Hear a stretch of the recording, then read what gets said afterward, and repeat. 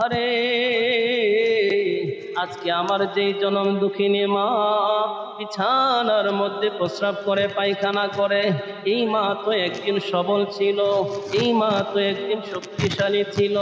আর আমি সবল সন্তান একদিন দুর্বল ছিলাম। আমার হাত পা গুলা কচি কচি ছিল।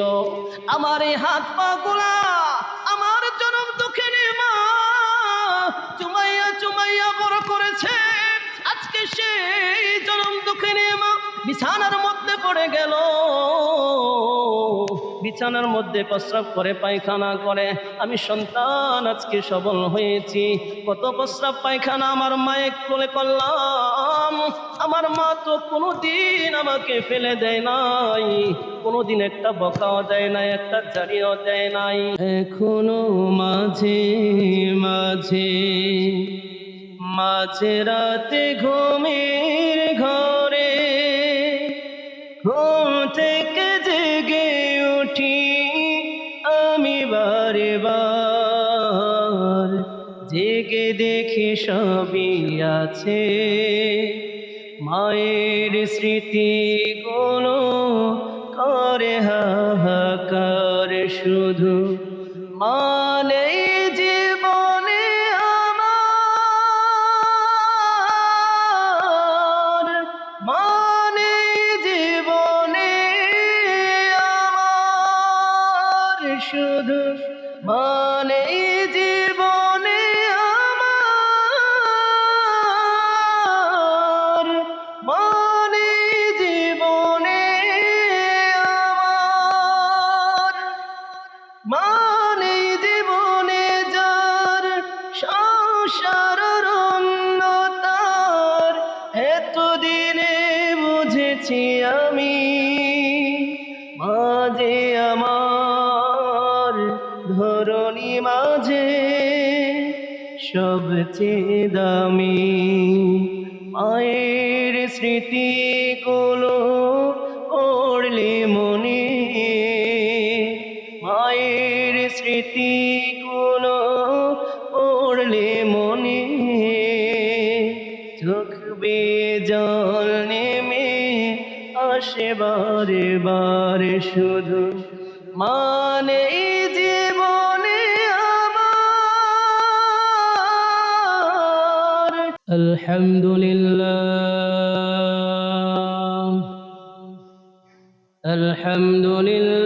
আলহামদুলিল্লাহিল আকরাম الذي خلق الإنسان وكرم وعلمه من البيان ما لم يعلم فسبحان الذي لا يحصى امتنانه باللسان ولا بالقلم ونشهد أن لا إله إلا الله وحده لا شريك له ونشهد أن سيدنا وسندنا وحبيبنا ومولانا محمدا عبده ورسوله أرسله بالحق بشيرا ونذيرا وداعيا إلى الله بإذنه سراجا وقمرا منيرا.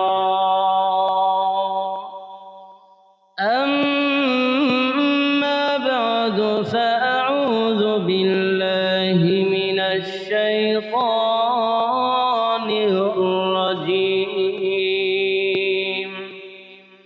بسم الله الرحمن الرحيم. وقضى ربك ألا تعبدوا إلا إياه وبالوالدين إحسانا. قال النبي صلى الله عليه وسلم الجنة تحت أقدام الأمهات أو كما قال عليه الصلاة والسلام. اللهم صل على محمد وعلى آل محمد كما صليت على إبراهيم وعلى آل إبراهيم إنك حميد مجيد. اللهم بارك على محمد وعلى آل محمد كما باركت على إبراهيم وعلى آل إبراهيم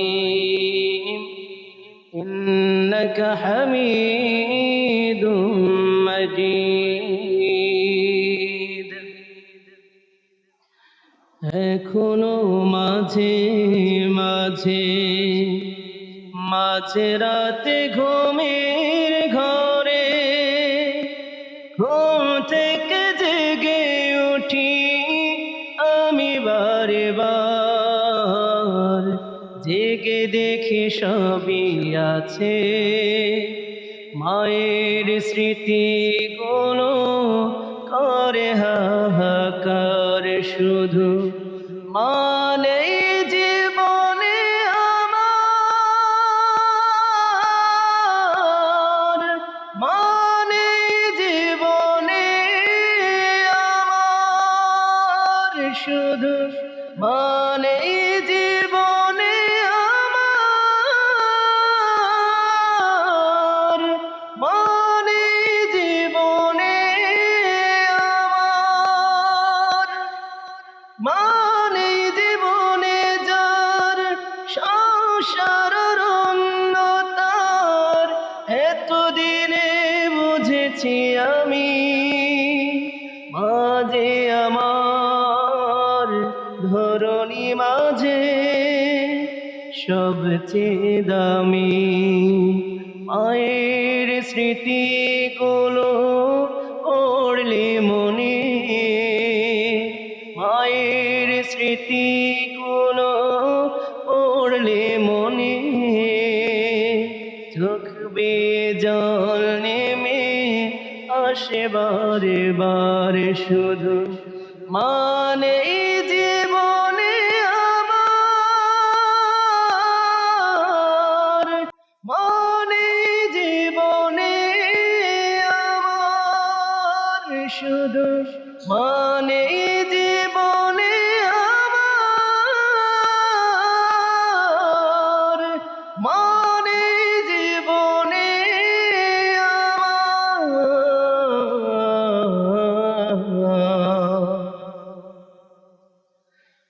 আল্লাহ রাব্বুল আলামিনের দরবারে অসংখ্য অগণিত শুকরিয়া আদায় করছি যে আল্লাহ তাআলা আমাদেরকে পবিত্র জুমার দিনে সমস্ত গুনাহের কাজ থেকে বেঁচে থেকে বিভিন্ন কর্মব্যস্ততা থেকে অবসর হয়ে দুনিয়ার সবচাইতে পবিত্র জায়গা, পবিত্র স্থান আল্লাহর ঘর মসজিদে আল্লাহর ডাকে সাড়া দেওয়ার উদ্দেশ্যে আগে আগে আসার তৌফিক দান করেছেন। যেই মালিক আমাদেরকে তৌফিক দান করেছেন ওই মালিকের দরবারে শুকরিয়া আদায় করে নিচ্ছি আলহামদুলিল্লাহ। প্রিয় উপস্থিতি, বর্তমান সময়ে বিভিন্ন স্থানে দেখা যাচ্ছে সন্তানরা মা বাবার অবাধ্য হচ্ছে। মা বাবার খেদমত করা কতটুকু জরুরি, কতটুকু প্রয়োজন, এবং মা বাবার খেদমত করলে কি লাভ, দুনিয়ার জমিনে আল্লাহ কোন ধরনের পুরস্কারগুলা দিবেন, পরকালে কি পুরস্কার দিবেন, এই বিষয়গুলো আজকে তুলে ধরার চেষ্টা করব, যদি আল্লাহ তৌফিক দান করেন। ওমা তৌফিকি ইল্লা বিল্লাহ। এই উপস্থিতি, আমার তেলাওয়াতকৃত আয়াতে আল্লাহ রাব্বুল আলামিন বলেন, ওয়াকাযা রাব্বুকা আল্লা তা'বুদু ইল্লা ইয়্যাহ ওয়া বিল ওয়ালিদাইনি ইহসানা। আল্লাহ রাব্বুল আলামিন বলেন, তোমার রব তোমার জন্য ফরজ করে দিয়েছেন তার ইবাদত করা। আল্লাহ রাব্বুল আলামিনের ইবাদত করা আমাদের জন্য ফরজ। সেজন্যে যে অবস্থায় থাকি না কেন, যেখানেই থাকি না কেন, আল্লাহর বিধানগুলা অক্ষরে অক্ষরে আমাদের পালন করতে হবে। এরপর পরে আল্লাহ রাব্বুল আলামিন বলেন, ওয়াবিল ওয়ালিদাইনি ইহসানা, তোমরা তোমাদের মাতা পিতার সঙ্গে ভালো ব্যবহার করো, সুন্দর আচরণ করো। এখন এখানে একটা লক্ষ্য করার বিষয় হলো, গুরুত্বপূর্ণ পয়েন্ট হলো যে আল্লাহ রাব্বুল আলামিন তার ইবাদত করার কথা বলার পরে সাথে সাথেই মা বাবার খেদমত করার কথা বলেছেন, মা বাবার সাথে সুন্দর ভালো আচরণ করার কথা বলেছেন। এর দ্বারা আল্লাহ কি বুঝাইতে চাচ্ছে? গুরুত্বপূর্ণ একটা পয়েন্ট। আল্লাহর ইবাদত করার পরে মা বাবার সঙ্গে ভালো আচরণ করার কথা বলেছেন, অর্থাৎ মা বাবার খেদমত করার কথা বলেছেন। কঠিন একটা বিষয়। আল্লাহর ইবাদতের পরে আল্লাহ বললেন যে তোমরা তোমার মা বাবার সাথে ভালো আচরণ করো, সুন্দর আচরণ করো, অর্থাৎ খেদমত করো। মা বাবার খেদমত করো। কেন আল্লাহর ইবাদতের পরেই দুনিয়ার সন্তানদেরকে বলতেছেন তোমরা তোমাদের মা বাবার খেদমত করো? কেন? মুফাসসিরিনে কেরাম তাফসীরের কিতাবের মধ্যে লিখেছেন, পৃথিবীতে একমাত্র নিঃস্বার্থভাবে আল্লাহ তাআলাই বান্দাকে উপদেশ দিয়ে থাকে। আল্লাহ রাব্বুল আলামিন বান্দাকে যে সমস্ত উপদেশগুলো দিয়েছেন, একদম নিঃস্বার্থভাবে আল্লাহ রাব্বুল আলামিন তার বান্দাকে তিনি উপদেশগুলো দিয়েছেন। বান্দা যদি তার আদেশ মানে তার কোনো লাভ নাই, তার আদেশ না মানলেও তার কোনো ক্ষতি নেই। যদি বান্দা আদেশ মানে তাহলে তার জন্য লাভ, বান্দার জন্য লাভ। সে দুনিয়াতেও সম্মান পাবে, ইজ্জত পাবে, মৃত্যুর পরেও আল্লাহর তৈরি জান্নাতে সে যেতে পারে। এটা বান্দার জন্য লাভ, আল্লাহর কোনো যায় আসে না। আল্লাহ নিঃস্বার্থভাবে তার বান্দাকে উপদেশগুলা দিয়েছেন যে ও বান্দা, তুমি যদি এইভাবে চলো তাহলে আমি আল্লাহর তৈরি জান্নাত পর্যন্ত আসতে পারো। আর যদি উল্টা পথে চলো তাহলে তোমার জন্য রয়েছে চিরস্থায়ী জাহান্নাম, যেখানে শুধু আযাব আর আযাব।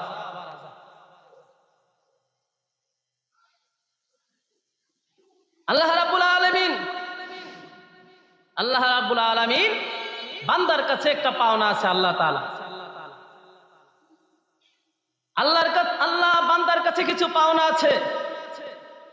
সেই পাওনা কি? সে পাওনাটা হলো বান্দা আল্লাহর ইবাদত করবে। বান্দার কাছে আল্লাহর পাওনা হলো বান্দা আল্লাহর ইবাদত করবে। আর আল্লাহর কাছে বান্দার পাওনা হলো আল্লাহ তাকে জান্নাত দান করবে। যে ব্যক্তি আল্লাহর পাওনা আদায় করে দিবে, অর্থাৎ আল্লাহর ইবাদত করবে, আল্লাহ ওই বান্দার পাওনা আদায় করে দিবে, অর্থাৎ তাকে জান্নাত দান করে দিবে। আল্লাহর ইবাদতের পরে মাতা পিতার খেদমত করার কথা আল্লাহ এই জন্য বলেছেন, আল্লাহ যেমনি ভাবে নিঃস্বার্থভাবে বান্দাকে উপদেশ দিয়েছেন, দুনিয়ার জমিনে আরেকজন ব্যক্তি এমন আছে যে নিঃস্বার্থভাবে তার সন্তানদেরকে উপদেশ দিয়ে থাকে, সেটা হলো মা এবং বাবা। এই দুইজন ব্যক্তি ছাড়া আর আল্লাহ ছাড়া দুনিয়ার জমিনে ভালো উপদেশ দেওয়ার মতো মানুষ খুব কম। যেহেতু মা বাবা সন্তানকে নিঃস্বার্থভাবে উপদেশ দিয়ে থাকেন, লালন পালন করে থাকেন, এই জন্য আল্লাহ রাব্বুল আলামিন আল্লাহর ইবাদতের পরে মা বাবার খেদমত করার কথা উল্লেখ করেছেন। এখন মা বাবার ক্ষেত্রে দুইটা বিষয় রয়েছে। সন্তানেরও মা বাবার কাছে কিছু পাওনা আছে, মা বাবাও সন্তানের কাছে কিছু পাওনা আছে। প্রথমে মা বাবা সন্তানের পাওনা আদায় করবে, তারপর সন্তান বড় হয়ে মা বাবার পাওনা আদায় করবে। এখন আমাদের দুনিয়ার জমিনে আমরা মা বাবা যারা আছি, আমাদের সন্তানদের হক আমরা আদায় করি না, তাদের পাওনা আমরা আদায় করি না। এই জন্য সন্তান বড় হয়ে আমাদের পাওনা আদায় করে না, অর্থাৎ আমাদের খেদমত করে না। প্রিয় উপস্থিতি, সেজন্য মা বাবাও সন্তানের পাওনা আদায় করতে হবে। আর এটা হলো আগে মা বাবা সন্তানের পাওনা আদায় করতে হবে, তারপর সন্তান বড় হয়ে মা বাবার পাওনা আদায় করবে। মা বাবা সন্তানের কোন কোন পাওনাগুলো আদায় করবে সংক্ষিপ্তভাবে বলে দিচ্ছি, যেহেতু জুমার দিন, সময় সংক্ষিপ্ত। তো মা বাবা আগে যেই পাওনাগুলা সন্তানের আদায় করবে সেটা হলো, গর্ভে থাকা অবস্থায় কিছু পাওনা আছে। আজকে শুধু দুনিয়া আসার পরে সন্তান যখন দুনিয়াতে আসবে, এরপরে মা বাবা কোন কোন পাওনাগুলা সন্তানের আদায় করবে সেটা আজকে বলবো। এবং মাতা পিতার খেদমত করলে আল্লাহ রাব্বুল আলামিন দুনিয়ার জমিনে কয়টা পুরস্কার দিবেন সেটাও বলার চেষ্টা করবো ইনশাআল্লাহ। তাহলে সন্তান যখন দুনিয়ার জমিনে আসবে, তখন মা বাপ সন্তানের পাওনা আদায় করবে। সন্তানের 1 নাম্বার পাওনা, সন্তানের ডান কানে আজান এবং বাম কানে একামত দিয়ে দিবে। সন্তান মেয়ে হোক অথবা ছেলে হোক, সন্তানের ডান কানে আজান, বাম কানে একামত দিয়ে দিবে। এটা মা বাবার উপর সন্তানের হক। সন্তানের হক মা বাবা আদায় করে দিবে, এই পাওনা আদায় করে দিবে। আজান একামত দিয়ে তাকে এই কথা বুঝিয়ে দেওয়া যে, রে বাজান, তোমার কিন্তু আজান হয়ে গেছে, একামত হয়ে গেছে, সুতরাং জানাজা কখন হয়ে যায় কোনো শিওর নাই, নিশ্চিত কোনো টাইম নাই, যে কোনো মুহূর্তে তোমার জানাজা হয়ে যেতে পারে, অর্থাৎ মৃত্যুর জন্য সর্ব অবস্থায় তুমি তৈরি থাকো। এই মেসেজটা তাকে দেওয়ার জন্য ডান কানে আজান এবং বাম কানে একামত দেওয়া হয়। 2 নাম্বার সন্তানের পাওনা হলো, সন্তানের যখন 7ম দিন হয়ে যায়, তখন সন্তানের সমস্ত চুল গোলা ফেলে মাথা মুন্ডন করে চুলের ওজন পরিমাণ রূপা গরিব মিসকিনকে সদকা করে দেয়। এটা হলো সন্তানের পাওনা। 3 নম্বরে 7ম দিনে সন্তানের ইসলামিক একটা নাম রাখা, এমন একটা নাম রাখা যেই নাম ধরে ডাকলে বোঝা যায় সে মুসলমানের সন্তান। উল্টাপাল্টা নাম না রাখা, মুসলিম একটা নাম রাখা, যেই নাম ধরে ডাকলে বোঝা যাবে সে মুসলমানের সন্তান। প্রিয় উপস্থিতি, এরপরের সন্তানের পাওনা হলো এই সন্তানের জন্য আকিকা করা। আকিকার জন্য আপনি যে টাকাটা খরচ করবেন, আল্লাহ রাব্বুল আলামিন এই খরচের বিনিময়ে, এই আকিকার বিনিময়ে সন্তানের জীবনের ভবিষ্যতের যত বিপদ আপদ আছে, সমস্ত বিপদ আপদ এই আকিকার মাধ্যমে আল্লাহ দূর করে দেবে। এরপরে সন্তান যখন একটু একটু কথা বলতে পারে, একটা একটা শব্দ বলতে পারে, তখন সন্তানের মুখে আল্লাহ আল্লাহ শব্দগুলা ফুটিয়ে তোলা। যখন পুরোপুরি বাক্য বলার মতো তার বয়স হয়ে যায়, তখন তাকে সর্বপ্রথম লা ইলাহা ইল্লাল্লাহ মুহাম্মাদুর রাসূলুল্লাহ এই কালেমা শিক্ষা দাও। যার জীবনের প্রথম বাক্য হবে লা ইলাহা ইল্লাল্লাহ মুহাম্মাদুর রাসূলুল্লাহ, তার জিন্দেগিতে কোনোদিন সে কোরআন হাদিসের বিরোধিতা করবে না। কোন আমলের কারণে মহান মালিক তোমাকে এত বড় একটা নিয়ামত দান করলেন। আমি সুলাইমান পয়গম্বর জানতে চাই। এইবার যুবক ডাক দিয়ে বলেন, ওগো আল্লাহর পয়গম্বর, দুনিয়ার জমিনে আমার মা বাবা যখন বেঁচে ছিল, আমার মা বাবা একটা পর্যায়ে বৃদ্ধ হয়ে যায়। যেই বাবা সারাটা জীবন আমার জন্য কষ্ট করলেন, মাথার ঘাম পায়ে ফেলে রোজগার করে আমি সন্তানকে লালন পালন করেছে, ওই বাবা একটা সময় বিছানার মধ্যে পড়ে গেলেন, অসুস্থ হয়ে বিছানার মধ্যে পড়ে গেলেন। বিছানার মধ্যে পায়খানা করে আমার বৃদ্ধ বাবা বিছানার মধ্যে প্রস্রাব করে। আমি সন্তান আমার বাবার প্রস্রাব পায়খানাগুলো এই নিজ হাত দিয়া পরিষ্কার করতাম, কারণ আমি ওই শৈশবের দিকে তাকাইলাম। আরে একদিন তো আমার এই বাবা দুর্বল ছিল না, আমার এই বাবা তো একদিন সবল ছিল, আমার এই বাবা তো একদিন শক্তিশালী ছিল, দেহের মধ্যে প্রচন্ড জোর ছিল, শক্তি ছিল, আর আমি সন্তান ছিলাম দুর্বল, আমার হাত পা গুলা ছিল কচি কচি, আমার বাবা ছিল সবল শক্তিশালী। আমি আমার বাবার মধ্যে, আমার বাবার কোলের মধ্যে প্রস্রাব পায়খানা করে দিতাম, আমার বাবা আমাকে ফেলে দেয় না, মুচকি হাসি দিয়া গালের মধ্যে তোমা খাইয়া আমার বাবা আমার প্রস্রাব পায়খানা গুলা পরিষ্কার করে দিত। আরে ওই বাবাই তো আজকে বিছানার মধ্যে পড়ে গেল। আল্লাহ আমার বাবাকে দুর্বল বানায়া দিল, আমি সন্তানকে সবল বানায়া দিল। রে বন্ধু, যুবক ডাক দেয়ার বলেন, ওগো আল্লাহর পয়গম্বর, আমার এই বাবা কত প্রস্রাব পায়খানা আমার পরিষ্কার করলো, আজকে আমার বাবা দুর্বল হয়ে বিছানায় পড়ে গেছে। আমার বাবা বিছানার মধ্যে পায়খানা করে দেয়, প্রস্রাব করে দেয়, আমি নিজ সন্তান, আমি নিজ হাতে আমার বাবার প্রস্রাব পায়খানা গুলা পরিষ্কার করতাম, আর আমার বাবা আমার প্রতি রাজি আর খুশি হয়ে গেল। আমার বাবা মহান আল্লাহ রাব্বুল আলামিনের দরবারে দুইটা হাত উঠে ডাক দিয়ে বলে, মালিক, আমার যে সন্তান ঘরের মধ্যে বৈশা বৈশা প্রস্রাব পায়খানা গুলা নিজ হাতে পরিষ্কার করে, আমার সন্তানের জীবিকেও প্রস্রাব পায়খানা পরিষ্কার করতে দেয় না, আর কাউকে সেই প্রস্রাব পায়খানা পরিষ্কার করতে দেয় না, নিজে নিজ হাতে আমার সন্তান আমার প্রস্রাব পায়খানা গুলা পরিষ্কার করে। ওগো মালিক, আমি আমার সন্তানের প্রতি রাজি আর খুশি হয়ে গেলাম, আমার সন্তানের প্রতি আমি সন্তুষ্ট। ওগো মালিক, তুমিও আমার সন্তানের প্রতি রাজি আর খুশি হয়ে যাও। ওগো মালিক, আমার এই সন্তানের হায়াত তুমি লম্বা করিয়া দাও। ওগো আল্লাহর পয়গম্বর, আমার বাবা আমার হায়াত লম্বা করার জন্য দোয়া করলেন। আজকে একদিন আর 2 দিন নয়, এই গভীর সমুদ্রের নিচে আমি 2000 বছর পর্যন্ত মাওলার ইবাদত করি। সুবহানাল্লাহ। এইবার যুবক ডাক দিয়ে বলেন, ওগো আল্লাহর পয়গম্বর, এমনি ভাবে আমার মা একবার অসুস্থ হয়ে বিছানায় পড়ে যায়, আমার বৃদ্ধা মা অসুস্থ হয়ে বিছানায় পড়ে যায়,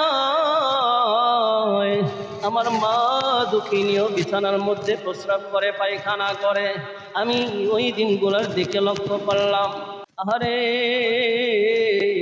আজকে আমার যেই জনম দুঃখিনী মা বিছানার মধ্যে প্রস্রাব করে পায়খানা করে, এই মা তো একদিন সবল ছিল, এই মা তো একদিন শক্তিশালী ছিল, আর আমি সবল সন্তান একদিন দুর্বল ছিলাম, আমার হাত পা গুলা কচি কচি ছিল, আমার এই হাত পা গুলা আমার জনম দুঃখিনী মা চুমাইয়া চুমাইয়া বড় করেছে।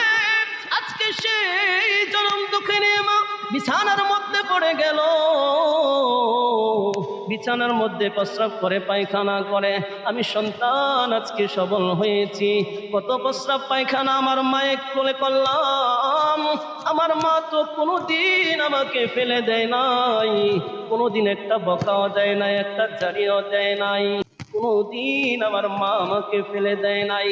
মুচকি হাসি দিয়া কালের মধ্যে চুমা খাইয়া ডাক দিয়া বলেন, বাবা রে, আমি মায়ের কোলে প্রস্রাব করে দিয়েছো, আমি মায়ের কোলে তুমি পায়খানা করে দিয়েছো, তুমি কোনো টেনশন করবা না, আমি মা তোমাকে পরিষ্কার করে দিচ্ছি, আমি মাও আমার পোশাক পাল্টায়া নিচ্ছি, তুমি কোনো টেনশন করবা না। আমার মায়ের কোলে কত প্রস্রাব পায়খানা আমি করলাম, আমার মা নিজ হাতে আমার প্রস্রাব পায়খানা গুলা পরিষ্কার করতো। ও আল্লাহর পয়গম্বর, আজকে আমার সেই সবল মা বৃদ্ধা হইয়া বিছানার জমিনে পড়ে গেল, বিছানার মধ্যে এখন প্রস্রাব করে, পায়খানা করে। আহারে, আমি চিন্তা করলাম, যেই মা সারা জীবন আমার প্রস্রাব পায়খানা পরিষ্কার করলো, আজকে ওই প্রস্রাব পায়খানা আমি সন্তান কাউকে দেব না, পরিষ্কার করার জন্য আমি নিজে সন্তান নিজ হাতে আমার সেই মায়ের প্রস্রাব পায়খানা পরিষ্কার করব। আমি নিজ হাতে আমার মায়ের প্রস্রাব পায়খানা গুলা পরিষ্কার করতাম। আমার মা আল্লাহ রাব্বুল আলামিনের কাছে দুইটা হাত বাড়াইয়া ডাক দেয়া বলেন, ওগো মালিক, আমার এই কলিজার টুকরা সন্তান ঘরের মধ্যে বসে বসে আমি মায়ের খেদমত করে, আমি মা বিছানার মধ্যে পড়ে গেলাম অসুস্থ হইয়া, বিছানার মধ্যে প্রস্রাব করি, পায়খানা করি। ওগো মালিক, আমার সন্তান নিজ হাতে আমার প্রস্রাব পায়খানাগুলা পরিষ্কার করে। দুনিয়ার কোনো মানুষ আমার সন্তানকে দেখে না, দুনিয়ার কোনো মানুষকে দেখানোর জন্য আমার সন্তান খেদমত করে না। ওগো মালিক, আমার কলিজার টুকরা সন্তানের প্রতি আমি মা রাজি আর খুশি হয়ে গেছি, তুমিও মালিক আমার সন্তানের প্রতি রাজি আর খুশি হইয়া যাও। আমার সন্তানকে এমন জায়গায় তুমি তোমার ইবাদত করার তৌফিক দাও, দুনিয়ার কোনো মানুষ যেন আমার সন্তানকে ডিস্টার্ব করতে না পারে, দুনিয়ার কোনো মানুষ যেন আমার সন্তানকে না দেখে। যুবক ডাক দেয়া বলেন, ওগো আল্লাহর পয়গম্বর, আমার মা আমার জন্য দোয়া করেছে, আমি যেন আমার মাওলার ইবাদত করি, কোনো মানুষ যেন আমাকে ডিস্টার্ব করতে না পারে, কোনো মানুষ যেন আমাকে না দেখে। এই জন্য আমার মালিক আমার প্রতি দয়া করে এই গভীর সমুদ্রের নিচে আমাকে ইবাদত করার জায়গা করে দিলে। এক নাম্বার পুরস্কার, আল্লাহ রাব্বুল আলামিন ওই সন্তানদেরকে হায়াত লম্বা করে দিবেন যারা মা বাবার খেদমত করবে। দুই নাম্বার পুরস্কার, যে সমস্ত সন্তানেরা মাতা পিতার খেদমত করবে, আল্লাহ রাব্বুল আলামিন ওই সমস্ত সন্তানদেরকে দুই নাম্বার পুরস্কার দিবেন, সেটা হলো সমস্ত বিপদ আপদ মুসিবত থেকে তাদেরকে রক্ষা করবে। দরজার লক লাগাই দিয়েছে, লক, ওই যে লকটা নিচে দিয়া পরে খোলেন, বাচ্চারা মনে লাগাইছে লকটা, গ্লাসের লকটা লাগাই দিছে। তাহলে দুই নাম্বার পুরস্কার, যে সমস্ত সন্তানেরা মাতা পিতার খেদমত করবে তাদেরকে আল্লাহ রাব্বুল আলামিন দুই নাম্বার পুরস্কার দিবেন। যত বিপদ আপদ দুনিয়ার জমিনে আছে, সমস্ত বিপদ আপদ থেকে আল্লাহ তাআলা তাদেরকে হেফাজত করে, বিভিন্ন দুর্ঘটনা থেকে আল্লাহ রাব্বুল আলামিন বাঁচায় রাখবে। আল্লাহ ফেরেশতারে ডাক দেয়া কয়, এ ফেরেশতা, এই ল, এই ঠাডাটা নিয়া দিলারপুরের ওই সগিরালির উপরে নিয়া ফালা। এই জবর উল্টা পাল্টা শুরু করছে, এই ঠাডাটা নিয়ে এর উপরে ফালাবি। ফেরেশতা ঠাডা লয়ে রওনা দিছে সগিরালির উপরে ফালানোর লাগিয়া। যেই মাত্র ফালাইব এমনি আবার আল্লাহ কয়, এ থাম, ঠাডা ফালানোর সুযোগ নাই। কেন মালিক? তার মা ব্যারিকেড দিয়ে দিচ্ছে। তার মা দুইটা হাত তুইলা আমি মাওলার কাছে দোয়া করতেছে, ওগো মালিক, তুমি আমার সন্তানকে সমস্ত আযাব গজব থেকে, বিপদ আপদ থেকে হেফাজত করো। এই মুহূর্তে আমি তার উপরে ঠাডাটা ফালাইতাম, তার মায়ের দোয়ার বরকতে আমি আর তার উপরে ঠাডা ফালাইলাম। তাহলে যে সমস্ত সন্তানেরা মাতা পিতার খেদমত করবে তাদের 2 নাম্বার পুরস্কার হলো সমস্ত বিপদ আপদ থেকে আল্লাহ তাআলা তাদেরকে হেফাজত করবে। 3 নাম্বার পুরস্কার, আল্লাহ রাব্বুল আলামিন ওই সমস্ত সন্তানদেরকে সম্মানের চেয়ারে বসাবে। সম্মানের চেয়ারে বসাবে, দুনিয়ার মধ্যে সম্মান লাভ করবে, সম্মানিত স্থান ওই সন্তানদেরকে দান করবে যে সন্তানেরা তাদের মাতা পিতার খেদমত। যে সমস্ত সন্তানেরা মাতা পিতার খেদমত করে তাদেরকে আল্লাহ রাব্বুল আলামিন দুনিয়ার জমিনে 4 নাম্বার পুরস্কার দিবেন, আল্লাহর ঘর বাইতুল্লাহ জিয়ারত করার তৌফিক তাদেরকে আল্লাহ দান করে। যে সমস্ত সন্তানেরা মাতা পিতার খেদমত করবে তাদেরকে আল্লাহর ঘর বাইতুল্লাহ জিয়ারত করার তৌফিক দান করে।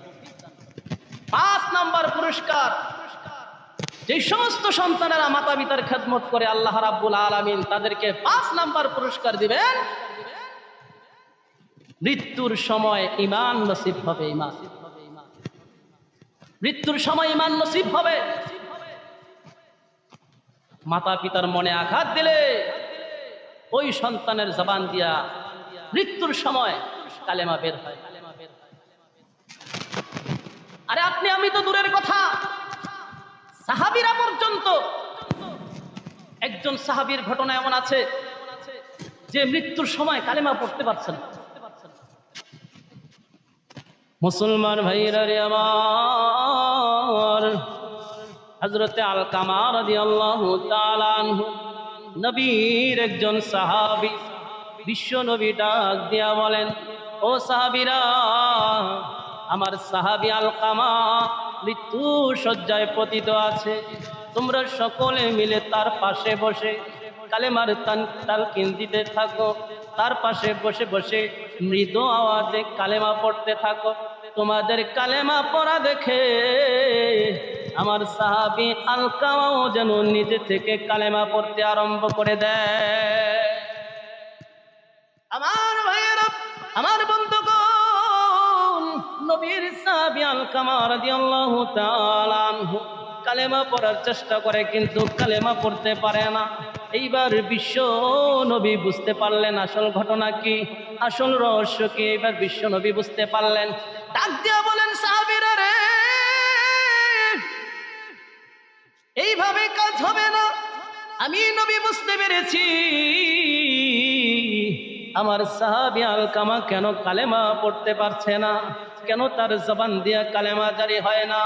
রে সাহাবী, তোমরা আর দেরি করো না, এই মুহূর্তে তার মায়ের কাছে চলে যাও, তার মাকে অতি দ্রুত এই জায়গায় হাজির করো। এমনি আলকামা রাদিয়াল্লাহু তাআলা আনহুর মাকে হাজির করা হলো। এইবার মাকে ডাক দিয়া বলেন, ওগো মা, বুঝেছি আপনার মনে আপনার সন্তান মনে হয় কষ্ট দিয়েছে, এই জন্য আলকামা কালেমা পড়তে পারছে না। শত চেষ্টা করেও আলকামা কালেমা পড়তে পারে না। দয়া করে আপনার সন্তানকে আপনি মাফ করে দেন।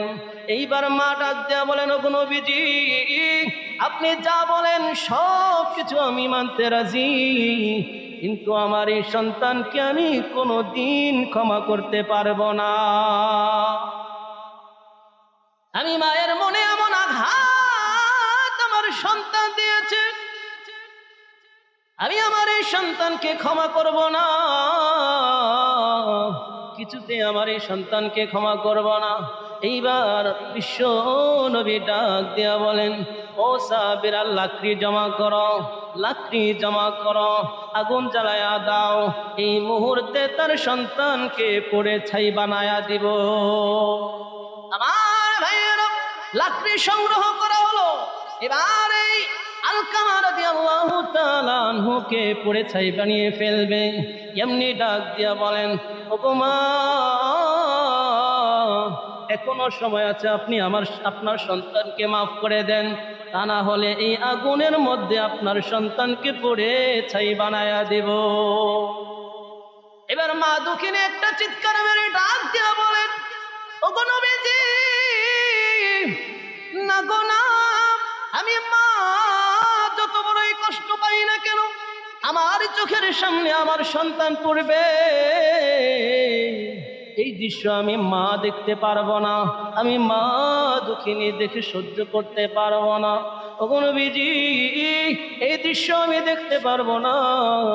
এমনি বিশ্ব নবী ডাক দিয়া বলেন, মাগো, তুমি যদি তোমার সন্তানকে মাফ না করো, আর তোমার সন্তান যদি এই মুহূর্তে এইভাবেই দুনিয়া থেকে বিদায় নিয়ে চলে যায়, তাহলে এর চেয়ে আরো কঠিন, দ্বিগুণ কোটি কোটি গুণ বেশি জ্বলন্ত আগুনে তোমার ছেলে পুড়তে থাকবে। এই কথা বলার পরে ডাক দিয়ে বলেন, ওগো নবীজি, আমি আমার সন্তানকে মাফ করে দিলাম, আমার সন্তানের প্রতি আমার কোনো অভিযোগ নাই, দিল থেকে সমস্ত কষ্ট দূর করে দিলাম, আমার সন্তানকে আমি মাফ করে দিলাম। যেই মাত্র মা মাফ করে দিলেন, এমনি নবীর সাহাবী আলকামা কালেমা পড়তে আরম্ভ করে দিল। ঈমান নসিব হবে, কালেমা নসিব হবে মাতা পিতার খেদমত করলে। এই দামি দামি 5টা পুরস্কার আল্লাহ রাব্বুল আলামিন ওই সমস্ত সন্তানদেরকে দান করবেন যেই সমস্ত সন্তানেরা তাদের মাতা পিতার খেদমত করে। মাতা পিতার খেদমত না করে, মাতা পিতার মনে আঘাত দিয়ে, মাতা পিতার মনে কষ্ট দিয়ে যদি কোনো সন্তান বিদায় নিয়ে চলে যায়, কবরের জগতে গেলে শুধু আগুন আর আগুনে জ্বলতে থাকবে। কবরের ভয়াবহ আগুন তাকে গ্রেফতার করবে, দাও দাও করে তার কবরের আগুন জ্বলতে থাকবে।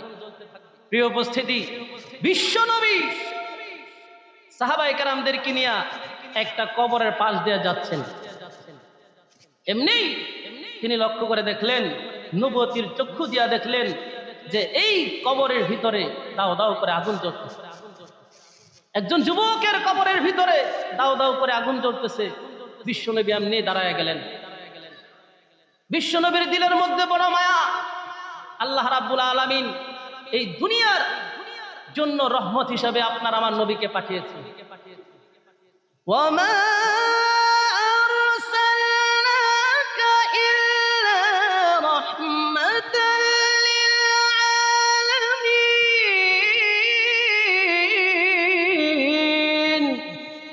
আল্লাহ রাব্বুল আলামিন আপনার আমার নবীকে এই দুনিয়ায় রহমত স্বরূপ পাঠিয়েছেন। আল্লাহর হাবিব বলেন, আমাকে দুনিয়ার জন্য রহমত হিসেবে পাঠিয়েছে, আর আমি এই কবরের পাশ দিয়ে চলে যাব, কবরে আযাব হতে থাকবে, আমি নবীজি তার জন্য দোয়া করব না, এটা হতে পারে না। ও সাহাবীরা দাঁড়াও, আমি বিশ্ব নবী এই কবরের যুবকের জন্য, এই কবরের মধ্যে যেই যুবক রয়েছে, যেই ব্যক্তি রয়েছে, তার কবরে দাও দাও করে আগুন জ্বলতেছে, আমি এই কবরওয়ালার জন্য আল্লাহর কাছে দোয়া করব, তোমরা আমার সাথে আমিন আমিন বলতে থাকবে। বিশ্বনবী এই যুবকের জন্য দোয়া করলেন, কবরওয়ালার জন্য দোয়া করলেন। আল্লাহ রাব্বুল আলামিন দোয়া করলেন, কবুল করলেন না। দ্বিতীয়বার আবার দোয়া করলেন, সাহাবায়ে কেরাম আমিন আমিন বললেন, আল্লাহ রাব্বুল আলামিন দোয়া কবুল করলেন না। তৃতীয়বার আবার দোয়া করলেন, সাহাবায়ে কেরাম আমিন আমিন বললেন, আল্লাহ রাব্বুল আলামিন দোয়া কবুল করলেন না। আপনার আমার নবী অবাক হয়ে গেলেন, কি ব্যাপার, আমি এমন কি দোষ করলাম যার কারণে আল্লাহ আমার দোয়া কবুল করছেন না? অথচ নবীজি দোয়া করার মাত্রই দোয়া করতে দেরি হয়, আল্লাহ কবুল করতে দেরি হয় না, কিন্তু আজকে দোয়া কবুল হচ্ছে না, ঘটনা কি? আবু হুরায়রা রাদিয়াল্লাহু তাআলা আনহু বিশ্ব নবীকে একদিন বলেন, ওগো নবীজি, আমার মা আপনার দরবারে আসতে আমাকে নিষেধ করে, আমাকে মানা করে, আমাকে আপনার দরবারে আসতে নিষেধ করে, আমার মার জন্য একটু দোয়া করেন, আমার মা যেন হেদায়েত পেয়ে যায়, হেদায়েতের নূর যেন আমার মায়ের দিলের মধ্যে জ্বলে যায়। তখন আল্লাহ রাব্বুল আলামিনের বান্দা আবু হুরায়রার মার জন্য বিশ্বনবী হাত উঠাইলেন, সাহাবায়ে কেরাম হাত উঠাইলেন, আবু হুরায়রাও হাত উঠাইলেন। এবার হাত উঠাইয়া আল্লাহর হাবিব দোয়া করতেছেন আবু হুরায়রার মাকে হেদায়েত দেওয়ার জন্য, আবু হুরায়রার মার জন্য। আবু হুরায়রা দোয়া সাইরেই দৌ, সাহাবায়ে কেরাম বলতেছেন, কি ব্যাপার আবু হুরায়রা, তুমি দোয়া সাইরা দৌড়া গেলে? আমি আজকে দেখতে চাই আমি আগে বাড়িতে গিয়ে পৌঁছাই নাকি আমার নবীর দোয়া আল্লাহর দরবার আগে পৌঁছায়। আবু হুরায়রা দৌড়ায় বাড়িতে গিয়ে মাকে ডাক দিলেন। মা কোমল কণ্ঠে বলতেছে,